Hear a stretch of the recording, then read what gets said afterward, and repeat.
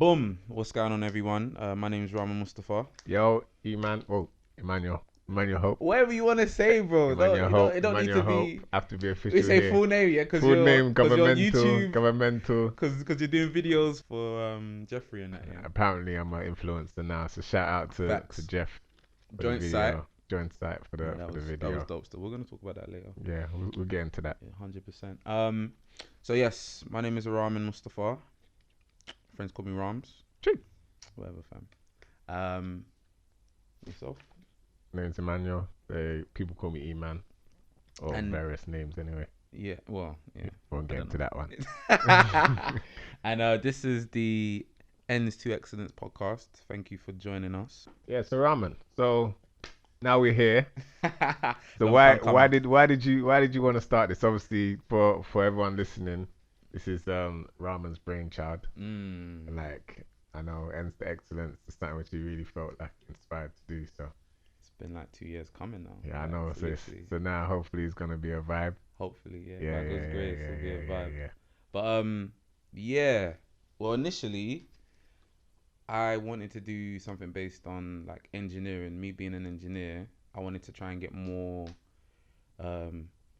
people from less social economic areas into engineering. Basically the hood. Basically, You wanna say the hood? Basically, the hood ends. People from like inner city areas, black people, minorities in general. Like I wanted to try and get more minorities into engineering because me being an engineer, I feel like it was really lacking, and I was often the only black person in the room a lot of the time. So that's what I initially wanted to do. Told you about my idea, and then you were like, let's call it Black Excellence. Let's just do anybody. I was like, okay, cool. First off, let's not call it that. That's too cliche. You know I'm woke out here, Yeah, so whatever. But at the same time, I took what you said on board and was like, yeah, it should just be different careers that we are underrepresented in, which is quite a lot to be fair. So so I took that on board and coming up with names, stalling, not thinking if it's worth doing anymore. Not worth doing, but if it's gonna bang. Just having self-doubt really, but I had to keep on thinking like it's not about me, it's for the people. Like if it reaches somebody and inspires someone, then it served its purpose. Like even one person that thinks, you know what, I can do this, or this guy, this guest, they're just like me, I'm gonna try and pursue it, and it bangs, then this podcast has met its purpose 100%. So and you can be in these tall rise buildings that you see in the horizons. You can work there, you can be in the city, you can be suave if you want to be in a suit and working and doing something, or you can be an entrepreneur and start your own business and do something positive and inspire more people yourself. So I feel like that's what's needed.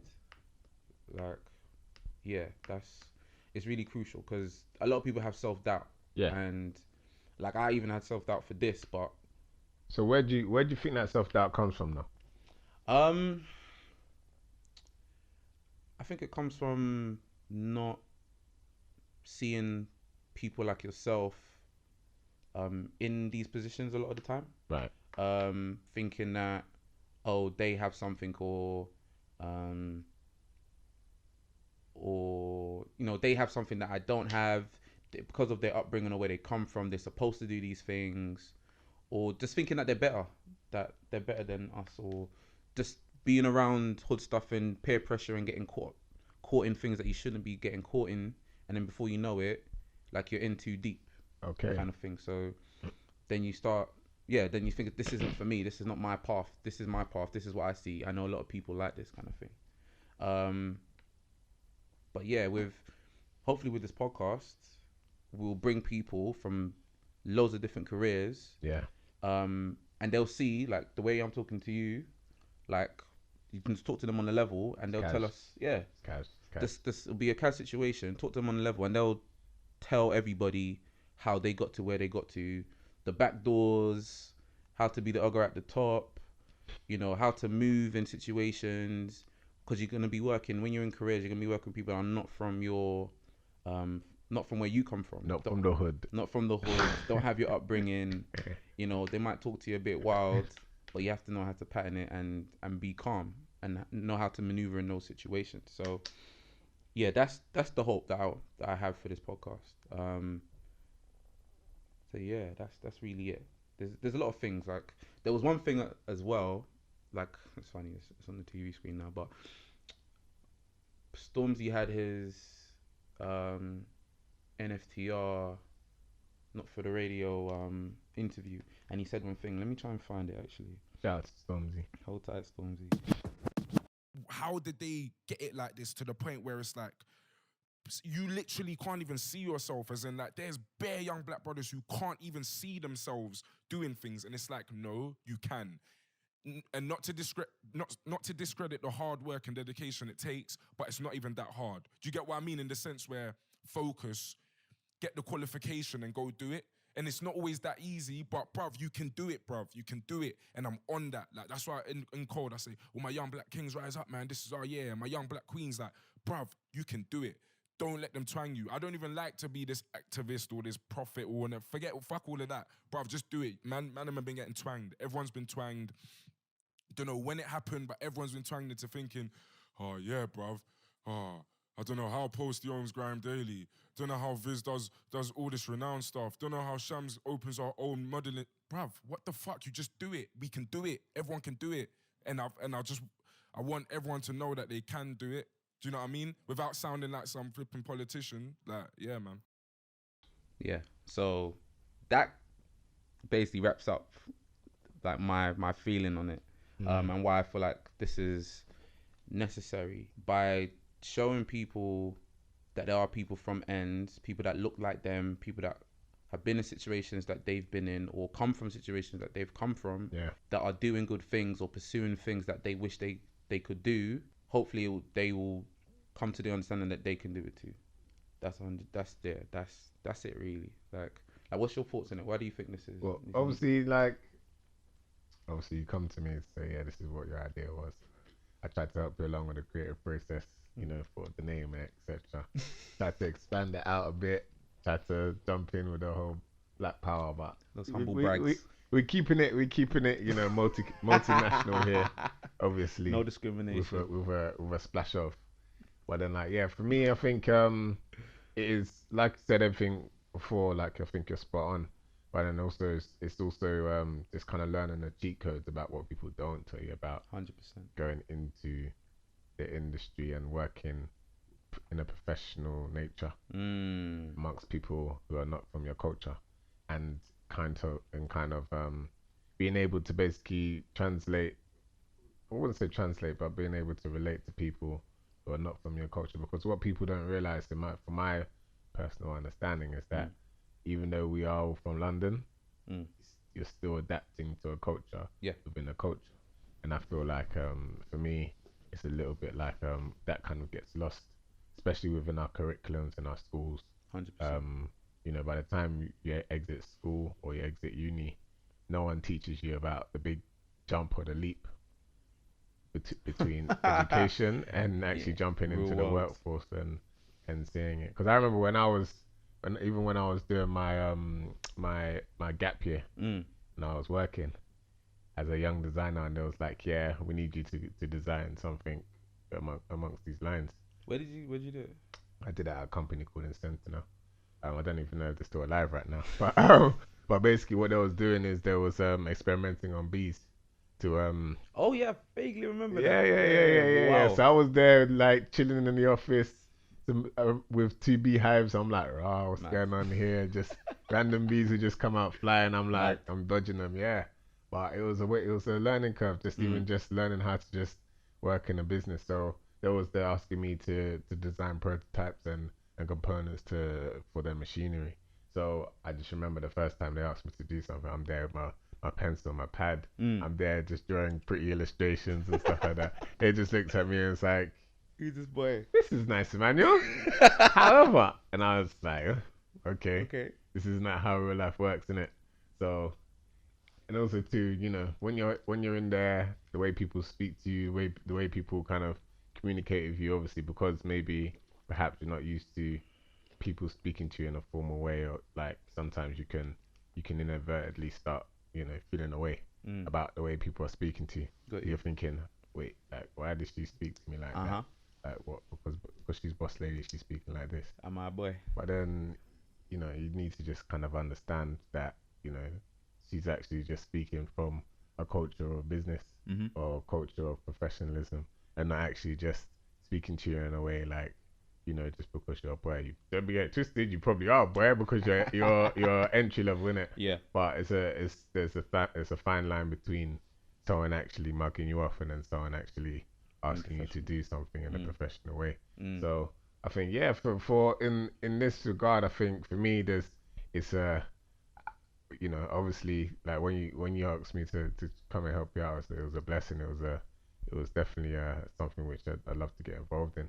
And it's for me, it's like trying to give people the cheat codes basically to be like, okay, cool, this is not, if I'm not getting ahead now, or this is where I want to go, maybe these are some of the techniques which I can use. And obviously we're gonna bring in got some nice special guests lined up and everything like that. Yeah, some industry professionals.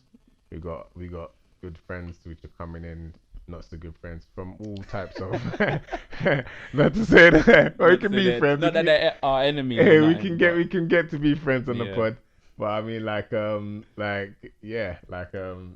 industry professionals doing not, well in their fields, all from different walks. So not even just people from Canary Wharf. Yeah. Or like people who you think, okay, yeah, this relates to the business, but it could literally be from everywhere. And so I think for me, it's also going to be a learning curve as well, which I hope all the listeners will 100%. Be as well, because it will be like, for example, if I wanted to now pursue my proper career as an influencer, YouTuber. Yo. I'm joking, but like, but yeah, obviously we're gonna have people who are deep in the field with those, deep in the industry with those. So maybe those start dropping some gems, and we'll be like, okay, maybe I didn't think about that. Maybe I'll try that. Maybe I've got the right skill sets now. I can just jump into that, and I'm proud being an influencer. So. So that's why. You meant the YouTuber. That's gonna catch on, bro. So that's why. So yeah. So for me, it's like, yeah, I think it's gonna be real interesting. I don't know.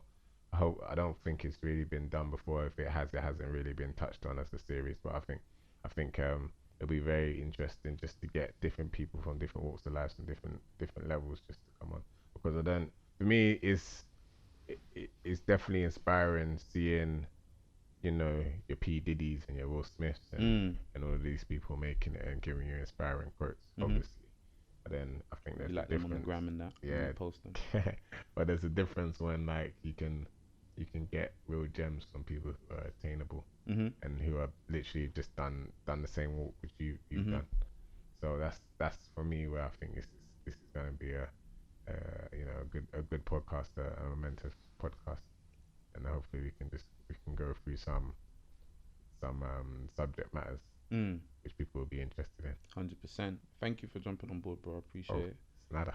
They don't really know much about us, and I guess as we continue with this pod, they will learn about us and what we do and whatnot. But just let everybody know like what you do and what's your profession now? What do you do?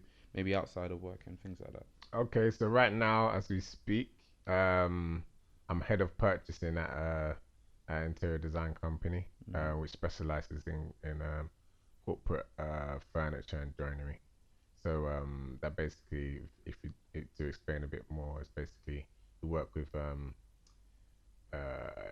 interior architects when companies do a brand new building or the headquarters, for example. So we work with them to kind of fit out the interior furniture and make workstations to a modern specification. And everything is actually bespoke. So it's a design company which I work for. So usually blue chips companies will come to us and say, for example, we want 16 TVs to pop out of a table and to do backflips, and we'll say, okay, as long as you got the money, we can make it work. You say blue chip companies, for those that don't know what that is. So blue chip companies are those which are primarily kind of floated on the stock exchange. So you got your FTSE 500 companies, and etc. So, for example, I'm not saying these are clients, but it might be. But for example, your Bloombergs, your BPs, your Shells, your real big world market leaders in companies. So those are the types of companies we usually work for. But we do tend to work for dealers as well, financial dealers, which are kind of our smaller projects as well. So when I was brought in, how I came to become head of purchasing, I was brought in at entry level because it was a startup company to start with, and I was their first employee. So I started off coming out from uni. It was a recession, so I was doing, when I graduated, I started off as a freelance designer. Then I came across this job, so I got in, started doing kind of the admin, and was just helping out where I could. And so after a while, I was the youngest project manager in the industry, really. So that taught me a lot. Just working with people who are, again, not from my culture, and kind of just me having to manage the whole situation, and telling people who are older and younger, and different stakeholders at different levels to me, getting my point across, and managing the situations where, be it installations, purchasing, and delivering a project on time to budget. So that's how I became a project manager within about two years, I think it was, as a project manager, junior project manager. So slowly I've worked my way up so now I'm just head of purchasing, where I make sure everything financially comes into budget for the projects across the board for the company, and I negotiate supplier contracts for the company, so that we can everything is profitable, and I'm the one who just makes sure everything is profitable when it comes through from sales. So You're the money man, yeah. right now I am Hey. essentially right now I'm the money man. So I basically started off as on the ground, making it literally, with the sometimes there was times where I was underneath tables and I was screwing tables together. So it was or carrying tables up. Like IKEA, Yeah. Carrying tables out safety, fire exits, and Mad. and doing all of that, like just to make sure things get installed on time. If there's a hiccup there, then everyone helps out. So now I'm just the money man. I just make sure things tick along. So that's why I'm now outside of work. I started off my own design company as well, specializing in bespoke designs for weddings. But I do a lot of other stuff as well. Hope Design. It's on Instagram. Plug. That's the plug. If you're getting married, it's not just marriage. It's not just marriages. It's also posters, events, logos. Everything is bespoke. So that's where I started off from, because I just kind of went back to what I was doing prior to getting my corporate job, and just I can start something for myself. In a nutshell, that's what I do at the moment. So I think for this pod, I kind of feel like because I just kind of walked a varied life so far, so I feel like I can bring a little bit to the pod, so I can just ask the right questions maybe to different people. Most definitely. I think like starting your own thing in side hustles is something that we're going to touch upon various times during the pod. We've had conversations about this a few times, about trying to have something of your own outside of your work, and not making your work the only thing that you focus on. Because at the end of the day, they're just paying you to deliver something. You're just a worker essentially. Yeah. Whereas if things go sour, then they're gonna chop you. Yeah. So it's always good to have the mentality of you wanting to do something for your own. Yeah.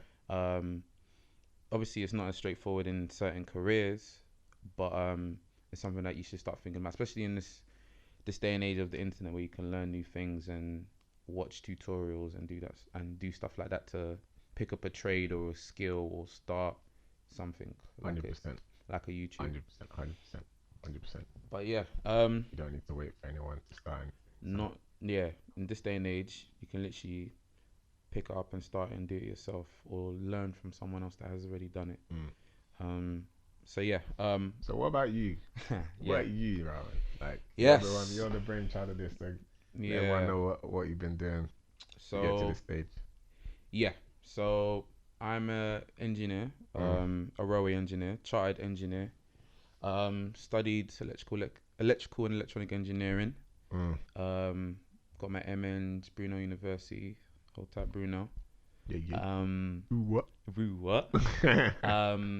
Yeah. So always knew I wanted to be an engineer from a young age, and I've just pursued or done everything I needed to. Got studied the right things in college. Well, most of the right things in college. Got to uni, did a master's. I did a year in industry in BMW, which was a eye opener for me. Working in the mini plant in Oxford, so I lived there for a year. That was like my first exposure. Chill, fam. That was like my first exposure into being a professional and working in an engineering environment, which was really good. I learned a lot that year. And then graduated, and then I was just grinding for a year. Like I felt like I needed a break, but at the same time I felt like because I'd done a year in industry and got a master's, that everything would open for me. But it didn't. It's a lie. Yeah, it's a lie. It's not a sweet thing, trust me. It's But we'll save that for another pod anyway. But so after finishing uni, I got a graduate scheme with TFL. So I was a electrical engineering grad trainee. Worked there for 2 years. I'm still there now, and just moved around the company, working in different departments, and I decided to go into signaling, which I've been in for 3 years now, and now I'm doing control and information systems in TFL. And not too long ago, I applied for my chartership, and I am a chartered engineer. Yeah, something I'm really proud of. So it's been like a goal that I had from a youth. So I'm happy that I've actually reached that goal now. Outside of work, I work for a local charity. Well, I'm the chair of trustees for a local charity called Options for Change, which is a children's charity supporting parents for their children that have been excluded, or if they have some issues with housing, supporting kids that are involved in gangs, trying to get them off the roads, trying to give them skills for employment, helping them with their CVs and things like that. That's Options for Change. That's a charity that I work for. Been involved with them for about 7 years now. I was a mentor initially, and then I was asked to join the board. I was the vice. Then I became the chair of the board. This is when it was a non-profit. And then 2 or 3 years ago now, we've been a charity. Okay. And I'm now the chair of trustees for the charity. So that's like a passion of mine. Good luck. Safe, bro. But yeah, just helping people. Also, like even at work, actually, I mentor college students that want to pursue engineering and do like presentations in institutions about engineering and things like that, or working in the railway industry. So that is me. That's what I do. Like I said before, as this pod continues, you'll learn a bit more about us, things that we've been through, and our experiences in the workplace and our respective professions and our industries. Yeah. So yeah, I'll go into engineering a bit more, and you'll go into corporate interior design. I interior know design. it's a tongue twister. Yeah, it's a tongue my twister, mum bro. still can't get her head around it. Mad. It's Even all my good. course, like mum was like, she just says alek. Like, can't even say the whole thing, bro. Yeah, alek or engineer. But it's all mad. But yeah, hopefully, like you said before, we're gonna have like some decent guests, like some people that will inspire you, their stories, their come ups. One thing that I also want to touch on is in this day and age of like Instagram and social media, that people only put up like their greatest of their best hits kind of thing. Whereas in reality, it's not like that. There's ups and downs, there's failures, you know, there's times when it's not working out for you or you think it's not gonna bang, and I want to discuss those parts of the come up kind of thing. Because it is real and these things are not easy, but they're definitely doable. And some people will be coming from like really low positions, maybe within work or their career or maybe outside, that might rock them. So we want to get into all of that, and just to show you that it's obtainable regardless of what your circumstances are, that you can achieve, you can still achieve your goals. I think that's really important. It is. My situation now, so obviously I work in London, and a lot of people that I work with are not Londoners. So I'm at home, but yet I'm a foreigner in the workplace. One, because obviously I'm black, and two, a lot of people from like countryside, like Farmersville and all of that kind of stuff. And like one person had the cheek to say that, not the cheek, but he said that I had an accent. And I was like, what are you talking about? Like I speak English kind of thing. Like I talk like a regular English person. And it's like, no, you have a dialect. I was like, then I thought about it. I was like, we're in London. Like I'm home. You have the accent kind of thing. But that's it's really common that when you're in a professional environment, you're not gonna be around people that come from where you come from, and you kind of have to adapt. Like there might be situations I feel like you touched on before, like the way they're talking to you, you feel like you're being buoyed, but you have to understand that you can't just react how you would when you're on road. Like you can't, like that, you'll be fired real quick. Like you can't keep it real in the workplace. You can't. And well, people can try, but it's a slippery slope when you do that. So you have to, I wouldn't say put on a mask, but just know how to pattern it. Like you're not at home, you're not on ends, you're in the workplace, you're in a professional environment, and you have to move accordingly. Like put on a hat, so to speak. 100%. So and to be honest, I think it's kind of dope when you do pattern it. I'm still learning certain things, certain aspects of it, but you know, it's like you can conquer both sides, like kind of thing. So you can still come home and feel comfortable talking to your boys, to your friends and that, but when you get to work, you can still run a meeting and pattern it and talk to your colleagues and get your point across and be heard and be respected, kind of thing. Like what's your thoughts on that, bro? What people don't really realize is how much communication is a skill, and it is literally being able to relate to different people. Same way how maybe when you relate to your mum, maybe you put on a slight Afri accent. Same way when you talk to your boys, you start dropping slang. Same way like when you're in the office and you have to speak in the office lingo. You know, you can't say "wow, God" when you're writing an email. So it's like, you know, you have to learn to adapt. Like I understand. You know, I'm as woke as everyone else. I mean, we hear it, you know, going forward. Woke, man. But it's one of the ones. It's basically you have to be able to adapt, and for me, you can't really continue to be like where everyone should just accept me for who I am. Because at the end of the day, you don't actually know, like, from where they are. Like maybe, like you said, they're farmers. Maybe they're, when they get home, they start dropping all these types of farmer slang when they're in the barn. You see what I'm saying? You never know. But obviously, I doubt that they have to change as much as we would. We have to. But like everyone has to come in with a you know, spirit of professionalism. So this is kind of where you have to. For me, you have to drop a little bit of pride, just an ounce, just a teeny bit, just a splash. It doesn't have to be a lot, but you know, just so that you can be like, okay, cool, like I'm here to get this money, here to progress. 100%. Let's communicate in the right way, and it's a means to an end. Mm. And it may be difficult at first, but you will eventually get the hang of it. And there's still like obstacles that we have to deal with in our day jobs even now, but just know that it's just a stepping stone.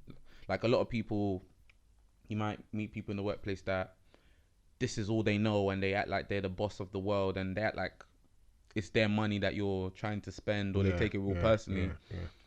But for them, they might have reached their heights already, and that's it. Whereas you have higher, like bigger goals than them, or you're trying to do stuff that even outside of work that they could never even fathom. So yeah, just don't take it personal. Everyone's here to get paid and to work, kind of thing. So it's not that deep. As long as they don't mess up your money, then don't mind them. Because if it was another situation, they probably wouldn't even be around you or want to be near you or even speak to you in any kind of way, kind of thing. So just know that they're hiding behind the fact that, well, sometimes they're hiding behind the fact that they're in the workplace, or they might even think that you're a boy. Yeah, exactly.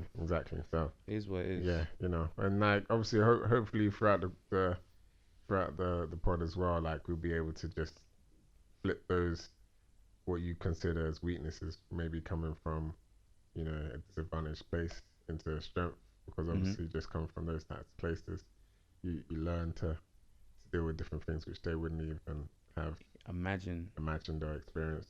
So you can use that as a guide to that. Okay, cool. Like, from conflict resolution in ends, you can just put it in a meeting, or in a meeting, it's not negotiations, even a big deal. So yeah, because I remember there was, as an example, I remember there was a time where we went to go 5-a-side in Elephant and Castle with the work people. Go on. And we was walking. I think I think we had another company. We were meant to play with another company, so they were the ones who booked the pitch. It's in Elephant and Castle. So obviously my managers and stuff, they were thinking, okay, Elephant and Castle, we can just walk there from Oval, so it's not too far. Or from Oval, raw. Yeah, just Oval. Well, it was around that area. I think we just jumped Kennington. So we jumped off the tube, so we walked through. And so we're getting there now. We're going to the 5-side pitches, and it was literally all you saw was this estates, and there was 2 black guys by the gate. And it was where the pitch was. It was like like a playground where they've kind of got this kind of all-encompassing pitch, multi play area where you've got a basketball court and it's a 5-side pitch as well. Yeah, so it was one of those ones, and there were 2 black boys just hanging out. And like when I say my managers and stuff, they were just like you can visibly see them sweating, mad, because they're thinking, wow, like we've just walked into the hood. Like how do we don't know where the pitch is there, but they're saying, where's the manager, where's the caretakers, like who do we speak to? So they was walking around and obviously seeing these 2 black guys. So as he was walking past, the manager started looking at me like, am I not gonna go and talk to these black guys? Like, do you not talk your dialect? Can you not talk black to them? And I'm like, sorry, Joe. I don't know. I don't know. Maybe we should ask the other company to see where the pictures are, because they arranged it. So I'm there. I kept my professionalism, because as a point to prove that like obviously I could be like, yo, where's the pictures already? But as a point, I wanted to show them that, listen, it's because I'm from here, doesn't automatically think that I can start talking slang to them. Even though you could. Yeah. But don't assume that, please. Yeah. Don't assume that, please. Like, you don't know me. You don't know me. I could really be from a middle class place, and I really could have gone to Cambridge. Facts. So like so yeah, in the end, those 2 black boys happened to be the caretakers. That's what the worst thing about it. They were the caretakers. Mad. By the time afterwards, when we finished playing football, they was like, oh yeah, these people are really doing a good job. Like you can see they're really helping the community. But obviously at the time, they had the misconception, and they was looking like they was holding their bags and Their purse is real tight. Real tight. So They yeah, won't so I mean, this is so for me. That's that. When I saw that, like when I was, this was like years ago when I was working, and like that kind of just encompassed everything of how I was working. Like you could just literally see that sometimes they view us as equal, but then at the same time they still view it as different. Yeah. So it's like you still, you have to be able to realize that it's not every day that you have to fight that. You can fight for equality, but I don't think personally that you should be fighting to be the same. See what I'm saying? Because we're not. Because we're not. We can never fight to be the same. We should use our differences as a strength. Yeah. So hopefully we can kind of start dropping some gems and teaching people how to do that. 100%. It's fun, and that's hopefully what this could inspire long term. We inspire people to pursue careers. They get in there and then they mentor someone. Mentorship is something that we're going to talk about as well. They mentor someone, or they might be in an interview process and then they see someone with potential, and then they fight their corner thinking, I think this would be a good fit for our company, kind of thing. That's the hope. That's one of the aims, or the goals, should I say, for the podcast. Yeah, that's pretty much it, really. Yeah. So now we started with this episode introducing ourselves and saying why this exists, because one of the most important things when you want to do something is understanding why. Yeah. If you don't know your why, then you'll be lost. Yeah. And there's an artist, Simon Sinek, one of my favorite authors, Simon Sinek. He has a book that's called Start With Why. It's not an ad. It's but it'd be dope if we could be on here though. But in the future, Start With Why is a book that I think everyone should read. And he explains, he has like videos on YouTube, TED Talks and things like that. That once you start with why, everything else you can build a foundation from that. Yeah. And it's a driving force to reach your goals and achieve great things. So once you know your why, now you know our why. Hopefully you'll resonate with it and you'll follow us on this journey of this podcast. Yeah. So yeah. Cool. Yeah. Great. That's the wrap.